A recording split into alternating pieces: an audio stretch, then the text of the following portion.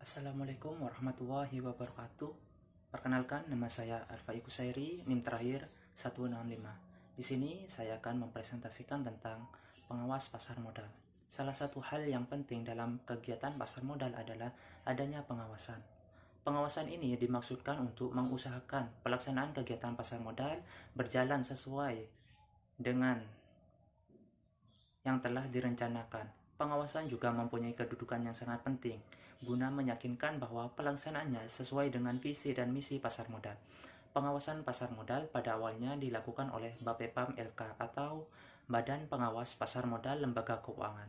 Namun pada akhir 2011, pemerintah dan Dewan Perwakilan Rakyat sepakat untuk mendirikan Otoritas Jasa Keuangan atau OJK. OJK mulai beroperasi tanggal 31 Desember 2012. OJK ini merupakan lembaga independen dan bebas dari campur tangan pihak lain.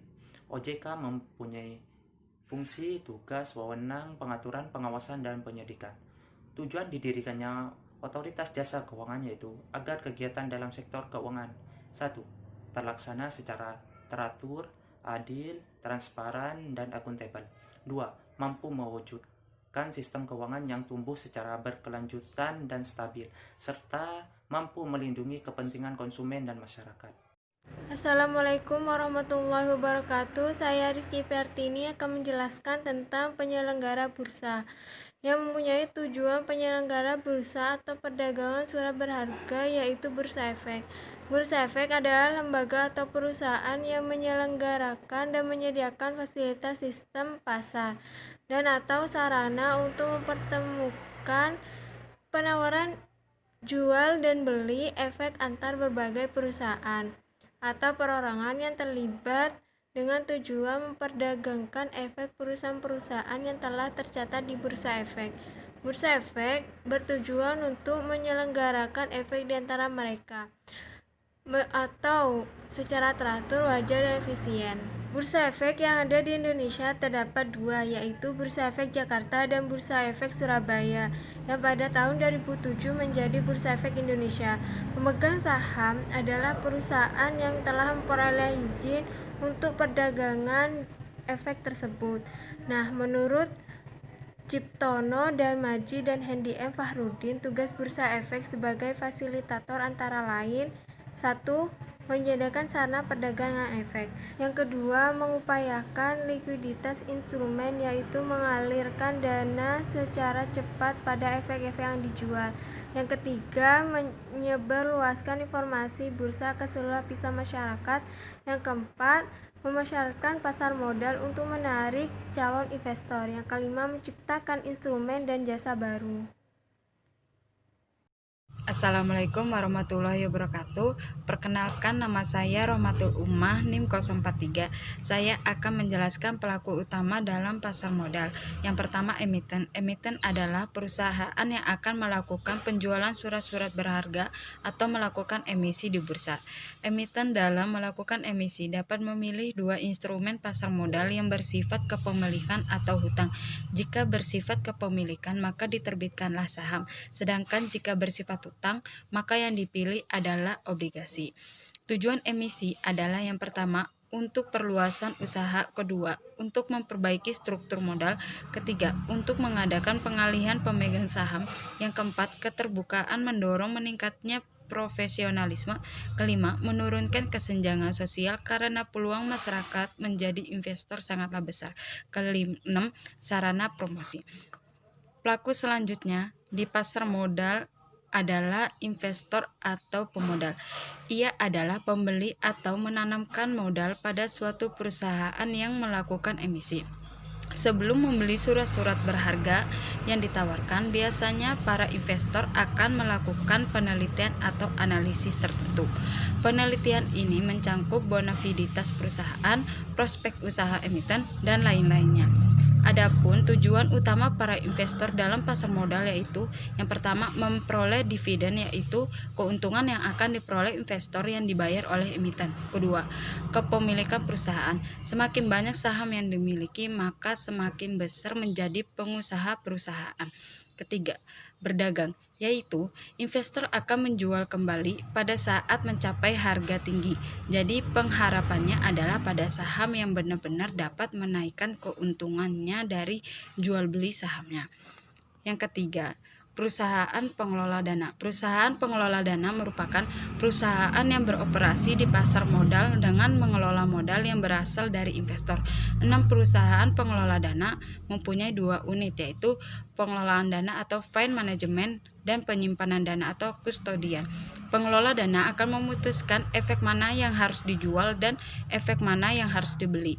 Lalu yang melaksanakan penjualan atau pembelian adalah kustodian. Kustodian juga melakukan penagihan keuntungan kepada emiten.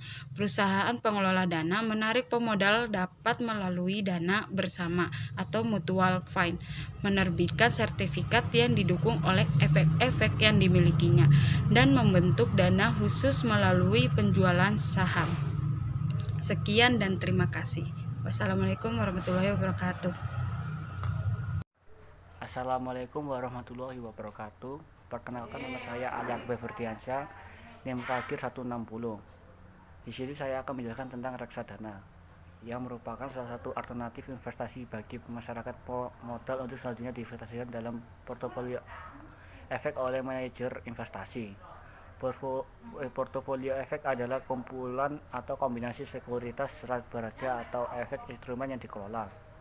Yang selanjutnya ialah lembaga penunjang pasar modal syariah. Lembaga penunjang adalah institusi penunjang yang turut serta membantu pengoperasian pasar modal dan bertugas serta berfungsi melakukan pelayanan kepada pegawai dan masyarakat umum.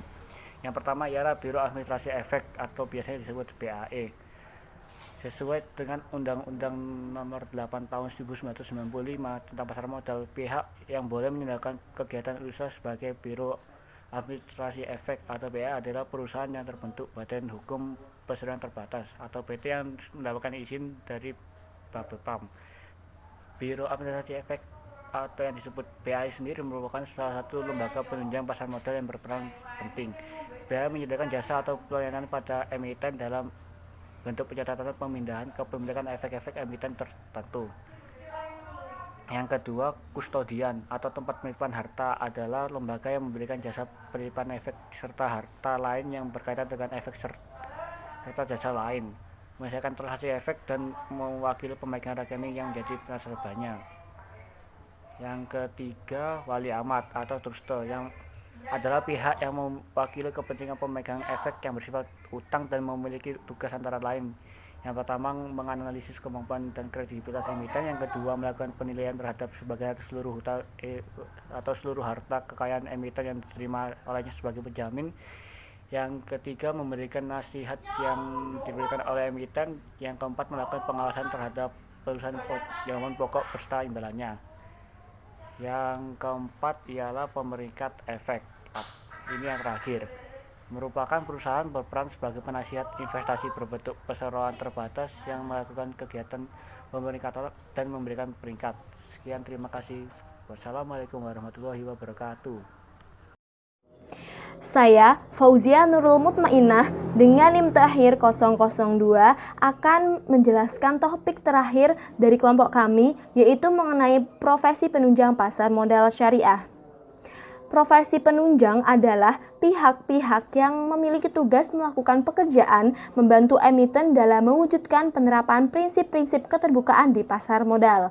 Melalui profesi inilah segala sesuatu yang berkaitan dengan emiten dapat diuraikan sehingga relatif lebih mudah dipahami oleh para investor. Sesuai dengan pasal 64 Undang-Undang Pasar Modal menentukan paling tidaknya ada 4 profesi penunjang pasar modal yang berperan membantu emiten dalam melaksanakan prinsip-prinsip keterbukaan. Keempat profesi ini ialah yang pertama, profesi akuntan. Profesi yang memastikan bahwa laporan keuangan emiten disajikan secara benar dan sesuai dengan standar akuntansi di Indonesia. Profesi yang kedua adalah konsultan hukum. Konsultan hukum di sini memastikan bahwa emiten telah berdiri sesuai dengan hukum yang berlaku dan seluruh transaksi yang dilakukan oleh emiten telah dipenuhi serta harta yang dimilikinya sah secara hukum. Profesi yang ketiga adalah penilai. Profesi ini memastikan bahwa nilai harta emiten telah sesuai dengan transaksi sehingga tidak akan menyebabkan terjadinya pembengkakan nilai. Profesi terakhir adalah notaris. Nah, profesi notaris di sini berfungsi atau bertugas yang pertama membuat berita acara rapat umum pemegang saham atau RUPS, yang kedua menyusun setiap keputusan dalam RUPS, yang ketiga meneliti keabsahan yang berkaitan dengan penyelenggaraan rapat umum pemegang saham seperti keabsahan persiapan RUPS serta keabsahan para pemegang sahamnya. Yang keempat yaitu adalah membuat konsep atas perubahan anggaran dasar, dan yang terakhir tugas notaris adalah menyiapkan naskah perjanjian dalam rangka emisi efek. Mengingat pentingnya tugas yang diemban profesi penunjang di pasar modal ini, maka diterapkannya kode etik standar pada masing-masing profesi menjadi sangat berperan dalam memastikan bahwa profesi penunjang tersebut menjalankan profesinya secara independen.